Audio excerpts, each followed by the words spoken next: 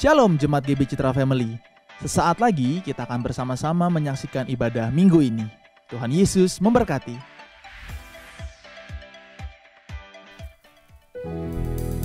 Shalom Jemaat Citra Family yang dikasihi Tuhan. Saya percaya kita semua ada dalam keadaan yang sehat dan luar biasa. Karena apa saudara? Saya percaya bahwa Tuhan selalu menyertai dimanapun kita berada. Yang setuju katakan amin. Ada satu firman Tuhan yang mengatakan bahwa setiap kita di dalam 1 Tesalonika 15 ayat 18 mengatakan, mengucap syukurlah dalam segala hal, sebab itulah yang dikehendaki oleh Allah kita bagi kita. Karena itu hari ini saya mau mengajak buat setiap kita untuk sungguh-sungguh memberikan yang terbaik hanya untuk kemuliaan nama Tuhan. Kita mau bersorak-sorak bagi kemuliaan Tuhan. Saya percaya setiap pujian ada kuasa, amin. Ada kesembuhan, ada sukacita yang Tuhan memberikan hari ini buat setiap kita. Mari kita angkat satu pujian, masuk hadiratnya dengan hati bersyukur. Bersama-sama saya udah bangkit berdiri saudara. Kita mau memuji Tuhan Allah kita. Bersama-sama katakan masuk. Masuk hadiratnya dengan hati bersyukur. Masuk gerbangnya dengan pujian. Bermazmurlah bagi Dia, nyanyikan nyanyian baru. Bersukacita sekarang menyembah Dia. Sekali lagi katakan masuk hadiratnya. Masuk hadiratnya dengan hati bersyukur. Masuk gerbangnya dengan pujian. Bermazmurlah bagi Dia, nyanyikan nyanyian baru. Bersukacita sekarang, tinggikan Dia. Saat hati bersyukur, saat hati bersyukur, dan jiwa pun bersuka. Hadirat Allah nyata dalam pujian. Saat hati menyembah dan tangan pun terangkat, Tuhan hadir dalam pujian umatnya. Mari jemaat Tuhan, kita mau katakan lebih lagi, masuk hadiratnya. Masuk hadiratnya dengan hati bersyukur. Masuk gerbangnya dengan pujian. Bermazmurlah bagi Dia, nyanyikan nyanyian baru. Bersukacita sekarang, tinggikan Dia. Saat hati bersyukur, saat hati bersyukur, dan jiwa pun bersuka. Hadirat Allah nyata dalam pujian. Saat kami menyembah dan tangan pun terangkat, Tuhan hadir dalam pujian umatnya. Katakan saat hati bersyukur, saat hati bersyukur, dan jiwa pun bersuka. Hadirat Allah nyata di dalam pujian. Saat kami menyembah dan tangan pun terangkat, Tuhan hadir dalam pujian umatnya. Tuhan hadir, Tuhan hadir dalam pujian umatnya. Sekali lagi saudara katakan, Tuhan hadir dalam pujian umatnya. Haleluya. Berikan kemuliaan dan sorak-sorai hanya bagi Tuhan Allah kita. Terima kasih Tuhan, terima kasih Yesus. Terima kasih Tuhan.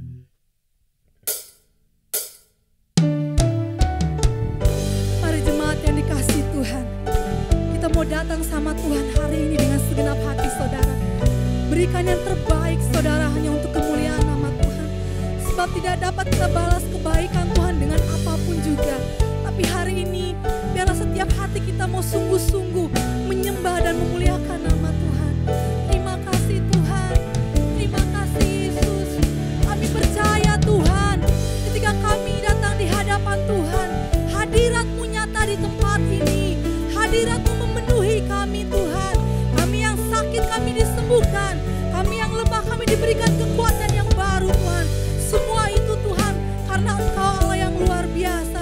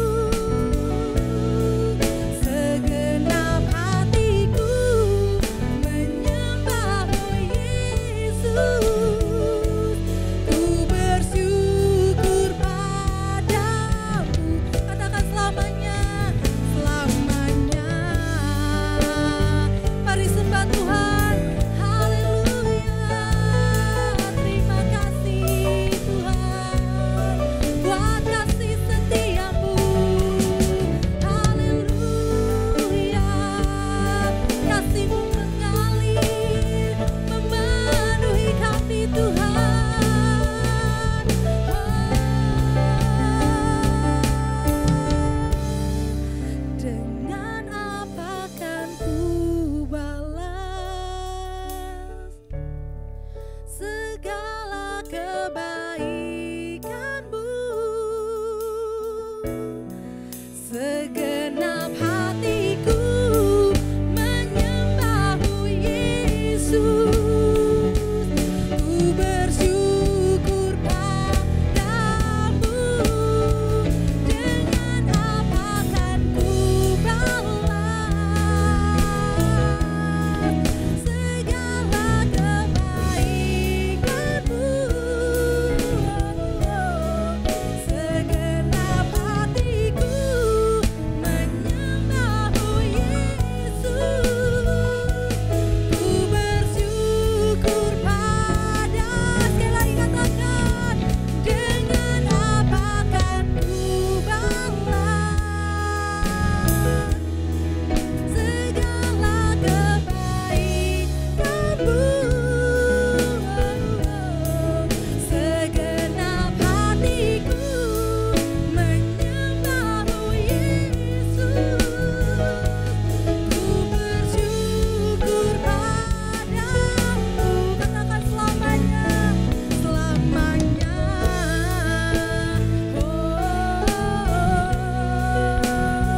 Selamanya.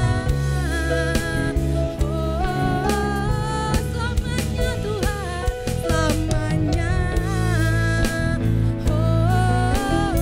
Sekali lagi katakan, selamanya.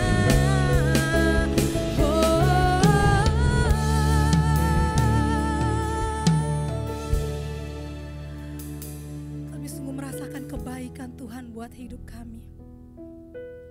Kami sadar Tuhan bahwa kami tidak dapat membalas kebaikan-Mu dengan apapun juga. Tapi biarlah lewat pujian dan penyembahan yang kami naikkan hari ini, kiranya itu boleh menjadi dupa yang harum di hadapan Tuhan. Karena kami mau Tuhan, kami rindu hanya ada satu nama yang dimuliakan dan diagungkan Tuhan dalam hidup kami.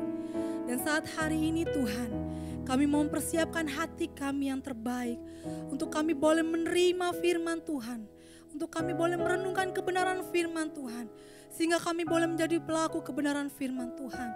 Berbicaralah ya Bapa buat setiap kami hari ini. Terima kasih Tuhan Yesus, kami mengucap syukur. Mari saudara yang siap untuk mendengarkan firman Tuhan, sama-sama katakan amin.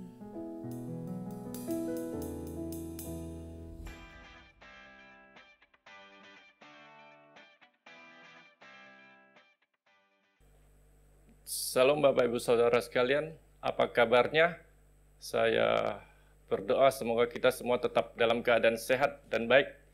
Damai sejahtera Tuhan Yesus menyertai kita semua. Jangan lupa selalu berdoa dan jangan lupa baca Alkitab. Beberapa hari yang lalu saya mendapat kiriman video dari teman di grup WA. Video itu menceritakan tentang seorang gadis yang sedang melukis di ruang keluarga bersama papanya. Kemudian tiba-tiba papanya berkata, "Nak, Papa saat ini sedang membaca cerita tentang hantu. Apakah kamu takut dengan hantu?" Kemudian anak itu dengan yakin dan percaya diri berkata, "Bagaimana saya bisa takut dengan hantu? Setiap hari saya mendengar nenek berkata bahwa Papa adalah hantu perusuh." Karena ini adalah cerita atau video dari negara Cina dan bahasa Mandarin. Jadi kalau di dalam bahasa Mandarin, orang yang mempunyai karakter jelek itu juga disamakan dengan hantu. Kemudian anaknya melanjutkan, dia bilang, Paman juga sering berkata kalau Papa adalah hantu pelit, yaitu orang pelit, kikir. Kemudian Tante juga sering berkata kalau Papa adalah hantu pemabuk atau orang yang suka minum minuman keras. Dan Papa dan Mama sering bertengkar. Saya sering mendengar kalau Mama berkata bahwa Papa adalah hantu malas dan hantu yang tidak bertanggung jawab. Saya sering hampir tiap hari bersama Papa. Jadi ada hantu apa lagi yang bisa bikin saya takut? Mendengar itu, papanya kaget. Jadi pesan moral dari cerita ini adalah, pastikan anak-anak kita di rumah tidak takut hantu bukan karena karakter atau sifat kita yang seperti hantu, tapi karena hidup kita memiliki Tuhan Yesus. Baik, mari kita melihat tema bulan Juni ini adalah berubah dan berbuah. Kita buka ayat yang mendukung adalah di Zakaria 8 ayat 13. Mari kita baca sama-sama Zakaria 8 ayat 13. Dan kalau dahulu kamu telah menjadi kutuk di antara bangsa-bangsa, hai kaum Yehuda dan kaum Israel, maka sekarang aku akan menyelamatkan kamu. Aku akan sehingga kamu menjadi berkat. Janganlah takut, kuatkanlah hatimu. Apa yang dimaksud dengan berubah, kata berubah, mari kita lihat. Saya mencari di Kamus Bahasa Indonesia, kata berubah mempunyai arti menjadi lain atau berbeda. Ada dua perubahan yang saya dapatkan. Yang pertama adalah perubahan jasmani, yaitu contohnya miskin menjadi kaya, kurus menjadi gemuk, atau sebaliknya, bahkan ataupun jelek menjadi cantik. Itu adalah perubahan jasmani. Lalu yang kedua adalah perubahan secara rohani atau sifat perubahan secara karakter. Misalnya jahat menjadi baik, kemudian kikir menjadi murah hati, mudah marah, mudah tersinggung menjadi sabar, atau suka menghakimi menjadi suka memuji. Nah, arti perubahan yang nomor 2 inilah yang dimaksud di dalam tema kita bulan ini, yaitu berubah di dalam karakter. Jadi bukan berubah di dalam hal jasmani. Lalu kemudian apa yang dimaksud dengan berbuah? Berbuah artinya menghasilkan buah. Atau kalau di dalam arti rohani, yaitu boleh dikatakan menjadi berkat. Jadi kalau disimpulkan, berubah dan berbuah itu adalah perubahan karakter untuk menjadi berkat. Kita tahu Alkitab katakan bahwa semua manusia telah berdosa. Di Roma 3 ayat 23 dikatakan, mari kita baca sama-sama. Roma 3 ayat 23. Karena semua orang telah berbuat dosa dan telah kehilangan kemuliaan Allah. Jadi artinya semua orang sudah atau karakternya sudah rusak atau tidak mempunyai karakter yang benar. Ya otomatis kalau setiap manusia tidak mempunyai karakter yang benar, artinya keinginan manusia itu selalu hanya ingin berbuat jahat. Jadi kalau kita sering mendengar keluhan istri-istri ataupun suami, ya, atau saudara-saudara teman kita sering mendengar kesaksian bahwa si istri mengeluhkan bahwa karakter suaminya begitu jelek, atau sebaliknya, ya mungkin sering marah, ya, atau mudah marah, ya, untuk cuek dan egois. Itu tidak bisa kita pungkiri karena setiap manusia dikatakan di dalam Alkitab yaitu semuanya telah berdosa.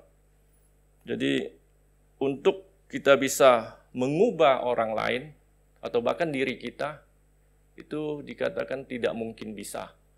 Tapi ada kabar baik bahwa puji Tuhan di dalam Kristus semua itu bisa didapatkan.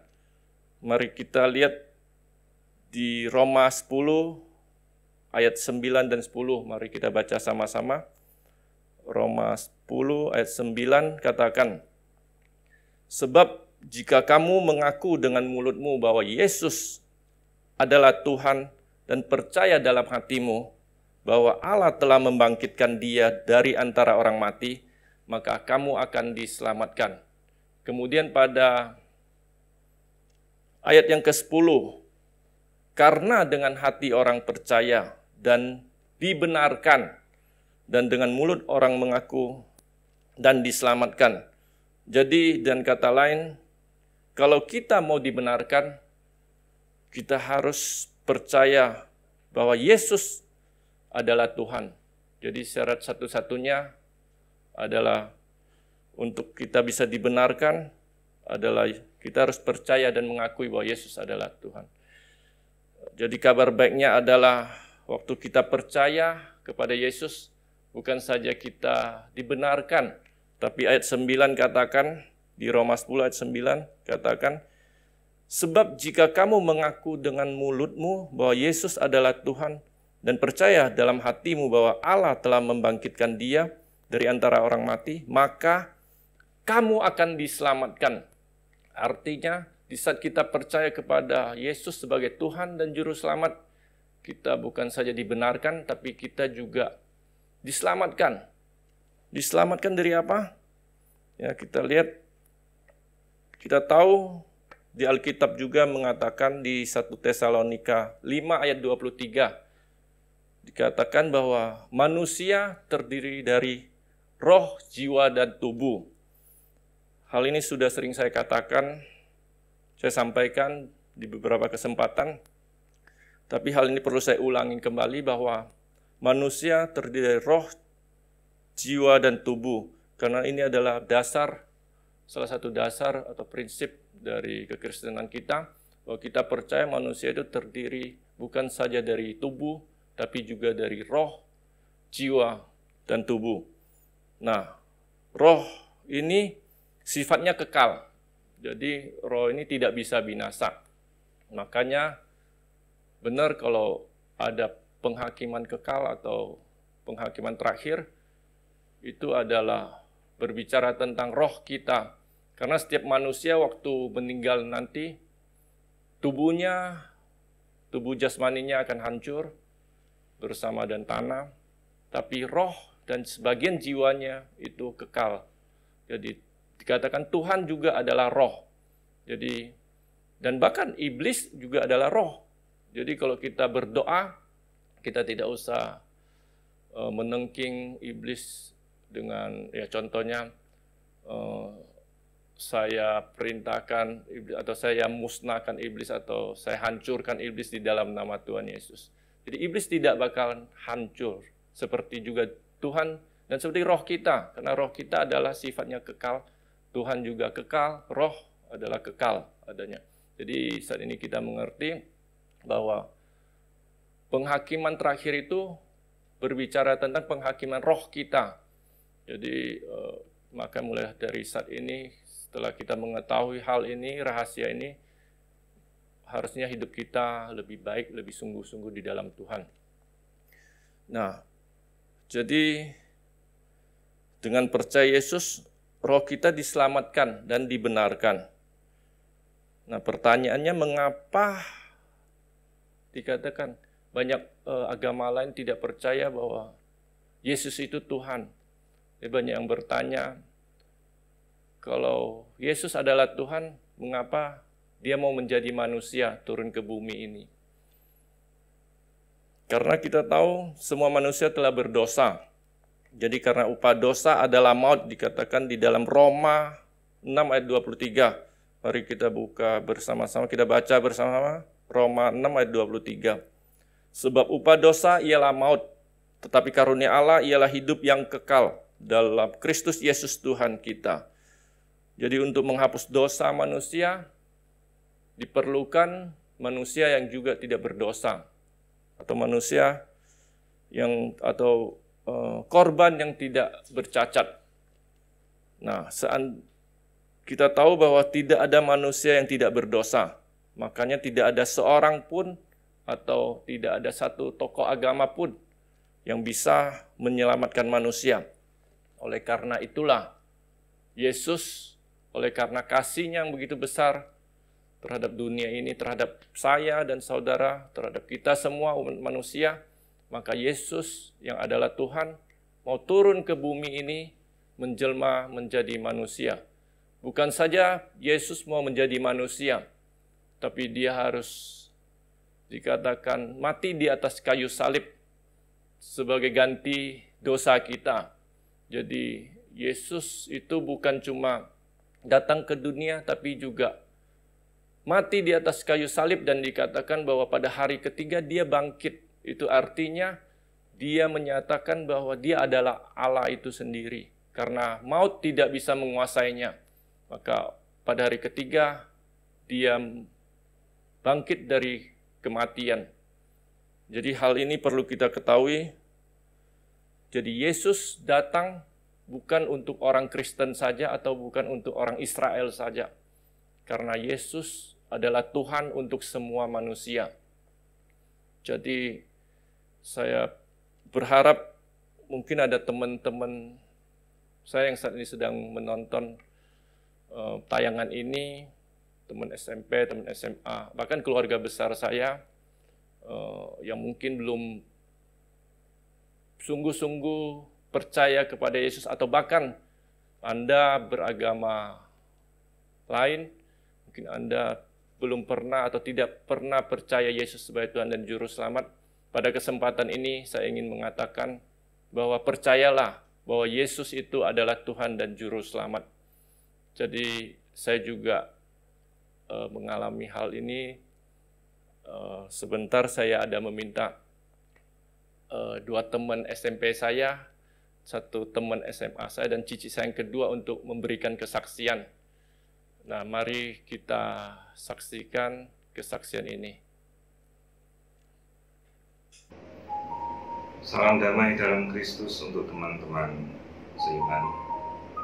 Pertama kali saya diminta oleh Mas Indra untuk memberikan sebuah kesaksian perjalanan hidup perihal perubahan dan menjadi buah. Saya kenal Mas Indra sejak kita masih kecil, sejak masa TK, hampir sekitar 30 tahun yang lalu. Saya kenal Mas Indra sebagai anak yang periang, suka berantem, kadang main mercon hingga petasan itu sampai diinjak oleh guru kami. Kadang Mas Indra berantem sampai membawa rantai sepeda. Dan selalu saya sebagai ketua kelasnya yang diminta untuk bertanggung jawab ketika dipanggil oleh kepala sekolah. Namun apakah saya menyesal berteman dengan Mas Indra? Tidak sama sekali. Justru kemungkinan bila saya tidak bertemu Mas Indra dengan segala kenakalannya, saya tidak membantu Mas Indra untuk mau belajar, meskipun dia menyontek, itu adalah suatu usaha. Mungkin saya juga tidak akan jadi seperti sekarang. Apa yang dilakukan Mas Indra tidak lebih baik dari apa yang dilakukan oleh saya dalam perjalanan hidup saya. Dan saya percaya Tuhan memberikan jalan kita masing-masing untuk berkembang, karena itu ada suatu misteri. Jadi apa yang Mas Indra capai sekarang tentunya ada sebagai buah dan hasil dari perubahan dalam dirinya. Dan biarlah itu terjadi, sama seperti kita, sama seperti yang lain. Dan saya percaya itu semua adalah jalan Tuhan yang harus kita lalui, dan semua itu adalah baik adanya.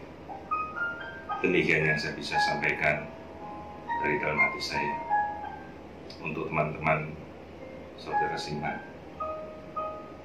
Salam dan sejahtera selalu bagi kita semua. Selamat sore, salam sejahtera untuk kita semua. Dalam kesempatan ini saya ingin memberikan kesaksian mengenai sohib saya bernama Indra. Kita berkenalan pertama kali waktu SMP, ya. Beliau sangat terkenal, ya. Tidak hanya karena kegantengannya, tapi juga karena kebandelannya. Ya. Pokoknya setiap kenakalan remaja yang terjadi waktu SMP pasti ada diwakili oleh Mas Indra. Setelah itu kita pisah, ya, berpuluh-puluh tahun kemudian dengan format teknologi kita semua bertemu lagi. Ya. Ternyata sohib saya ini menjadi pendeta, ya, sahabat saya menjadi pendeta, pelayan Tuhan, dan tentunya kita jadi agak menjaga sikap, ya. Pak Pendeta, tentu kita harus jaim. Tapi ternyata beliau sangat humble sebagai pelayan Tuhan, ya. Jadi kita pun comfort, ya, beliau tetap rendah hati walaupun dia sangat dekat dengan Tuhan. Sampai pada suatu ketika saya terserang DBD, ya. sempat terjun bebas trombosit saya sampai saya harus serial DHF 2 kali sehari. Ya, pada saat kritis-kritisnya tiba-tiba beliau datang membesuk saya. Ya, beliau mendoakan saya. Waktu itu trombosit saya lagi puncak-puncaknya turun ya, sekitar 12.000. Jadi waktu beliau datang saya juga antara sadar dan tidak. Tapi setelah beliau pergi, saya merasakan kenyamanan yang luar biasa ya. Dan Pak Pendeta pun mendoakan saya rasakan sekali dengan sangat kuat ya. Karena pada esok harinya, pada serial DHF pagi, trombosit saya mulai meningkat, puji Tuhan. Mendaki terus sampai akhirnya saya sembuh. Pada saat itulah saya merasakan kehadiran Tuhan menjabah saya melalui doa Pak Pendeta. Saya sangat gembira dan bahagia memiliki teman seperti Anda. Terima kasih. Salam. Shalom Jemaat Kristus. Kali ini saya ingin bersaksi, bercerita tentang teman baik saya, teman SMA saya, Indra Hardi ya. Sebelum dia sekarang jadi pendeta, dulu waktu SMA saya tahu ini pemain basket yang handal, orangnya juga ganteng, pasti banyak penggemarnya. Tapi saya mau cerita tentang kenakalannya waktu masih SMA dulu ya. Suatu kali kita ada pertandingan basket antara kita dari SMA kelas 3 melawan anak-anak dari SMA kelas 2. Dan waktu lagi tanding itu terjadi tawuran gitu, perselisihan tawuran. Dan tawuran itu perkelahian itu berlanjut sampai di luar sekolah, di kantin di depan sekolah. Ada sempat tawuran, kemudian udah sepertinya udah kelihatan udah kayak dilerai. Dan saya melihat Indra lagi berjalan mendekati salah satu anak dari angkatan SMA kelas 2 itu. Anak itu membawa double stick seperti Bruce Lee, mau berantem, dan si Indra mendekati dia sambil merangkul, bilang udah jangan berantem, sambil dirangkul sambil jalan.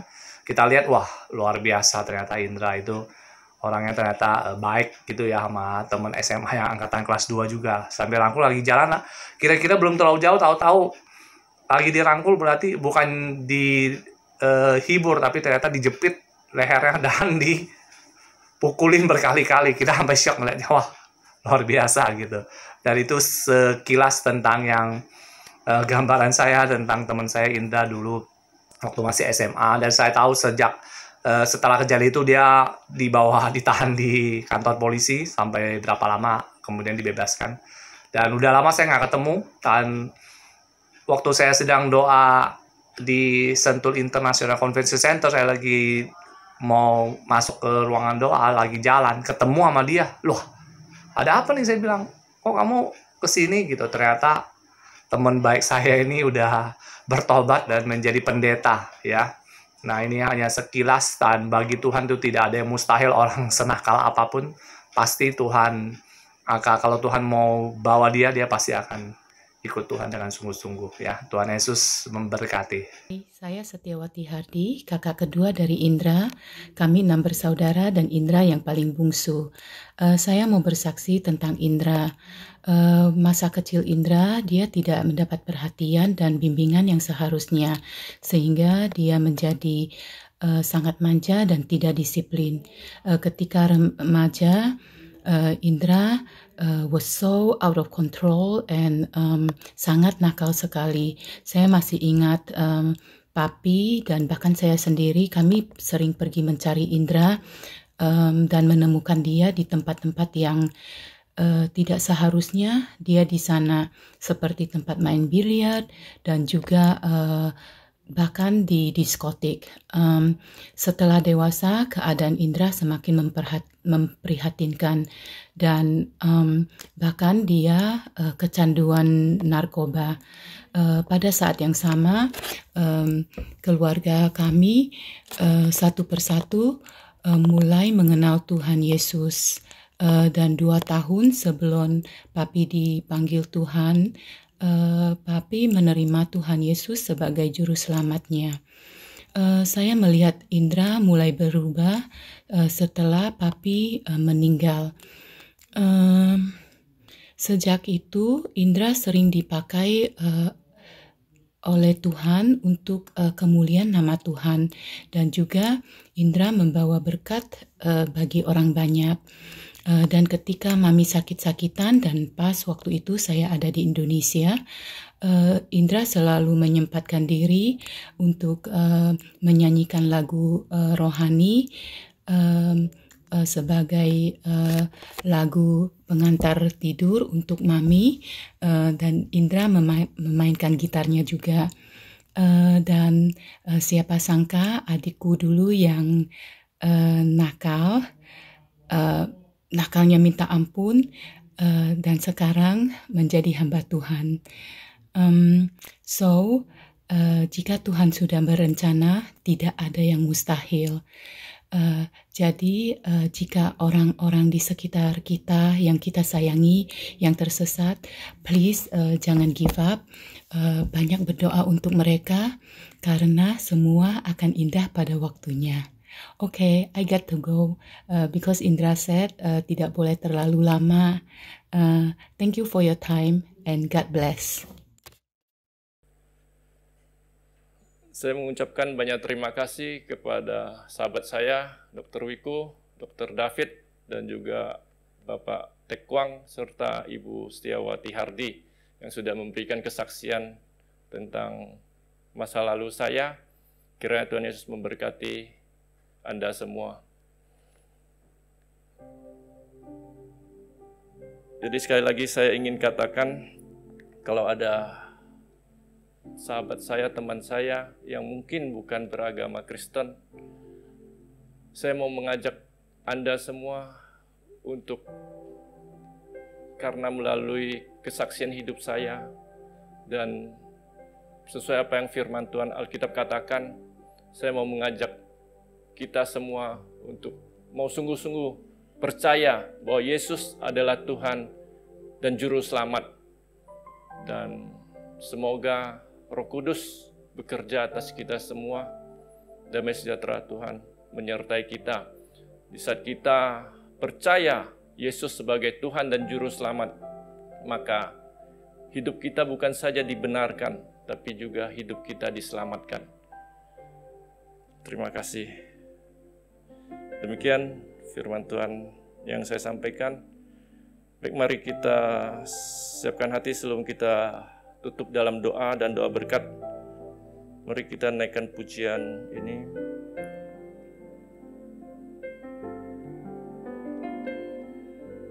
Yesus Tuhan ditinggikan, dimuliakan dan naik ke surga. Dia berikan Roh Kudus-Nya, menguatkan dan menolong selalu. Sungguh ku rindu bersekutu denganmu selamanya. Allah Roh Kudus, jamah hatiku dengan urapanmu. Rindu selalu dekat denganmu, tinggal di hadiratmu. Sekali lagi katakan, Allah Roh Kudus. Allah Roh Kudus, jamah hatiku dengan urapanmu. Rindu selalu dekat denganmu, tinggal di hadiratmu. Mari kita bersatu dalam doa. Bapa, terima kasih buat hari ini. Adalah suatu anugerah yang besar bagi setiap kami, kalau kami boleh dalam keadaan baik dan sehat. Bahkan kami boleh mengadakan ibadah secara online. Bahkan kami boleh mendengar kebenaran firman-Mu. Hamba percaya kalau firman-Mu ini tidak pernah sia-sia apa yang setelah hamba-Mu ucapkan, tidak pernah kembali dan sia-sia. Bapa, di dalam nama Tuhan Yesus hamba berdoa, bila ada saudara-saudara kami yang belum percaya dan terima Engkau Yesus sebagai Tuhan dan Juru Selamat, kiranya Allah Roh Kudus Engkau menjamah saat ini, menjamah roh, jiwa, dan tubuh mereka, sehingga mereka mendapat anugerah, sehingga setiap kami yang mendengarkan kebenaran firman itu boleh diselamatkan, menerima hidup yang kekal. Terima kasih Tuhan, kami serahkan juga Bapak Gembala kami, Bapak Yones Sarjono, ke dalam tangan-Mu. Anugerah-Mu terus berlimpah buat hamba-Mu, kesehatan, damai sejahtera, dan sukacita buat keluarganya, buat seluruh staf Gembala, wakil Gembala cabang-cabang, para pengerja, dan jemaat GB Citra Family, dan beserta seluruh cabangnya. Perlindungan penyertaan-Mu nyata dalam hidup setiap kami. Terima kasih, kami serahkan juga pemerintahan kami ke dalam tangan-Mu. Biarlah kebijaksanaan, hikmat marifat Tuhan berikan kepada Bapak Presiden kami. Untuk para tim medis juga Tuhan yang campur tangan di dalamnya. Sehingga pandemi COVID-19 ini boleh segera teratasi. Terima kasih Tuhan, kami serahkan hidup kami seluruhnya ke dalam tangan-Mu. Sehingga kami boleh berubah dan berbuah, kemudian menjadi berkat. Terima kasih Bapa di surga. Mari kita siapkan hati kita. Angkat kedua tangan-Mu, kita akan menerima berkat. Kiranya damai sejahtera dan sukacita dari arah Bapa, yaitu Putranya yang tunggal Tuhan Yesus Kristus, dan perantara Roh yang Kudus, melindungi, menyertai, menuntun, memimpin kita. Mulai saat ini, di saat kita sungguh-sungguh percaya bahwa Yesus adalah Tuhan, maka engkau akan melihat perubahan hidup di dalam hidupmu. Di dalam nama Bapa, Putra, dan Roh Kudus, terimalah segala berkat ini. Mari kita yang percaya sama-sama katakan, amin. Terima kasih, Tuhan Yesus memberkati.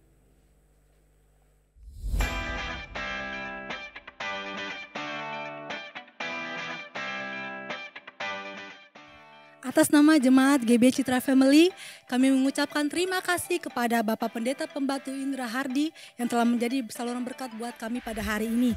Tuhan Yesus memberkati Bapak. Mari sama-sama kita akan saksikan video pengumuman berikut ini. Shalom semua jemaat GB Citra 1 yang Tuhan Yesus kasihi.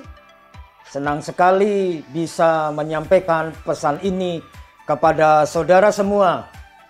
Hari ini saya ingin menyampaikan kabar baik, yaitu ibadah GBI Citra 1 akan dibuka kembali secara fisik dimulai tanggal 21 Juni 2020 pukul 8 pagi.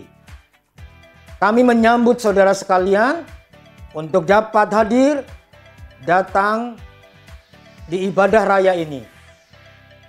Tetapi ada beberapa ketentuan yang perlu saudara ikuti ketika saudara datang ke ibadah raya.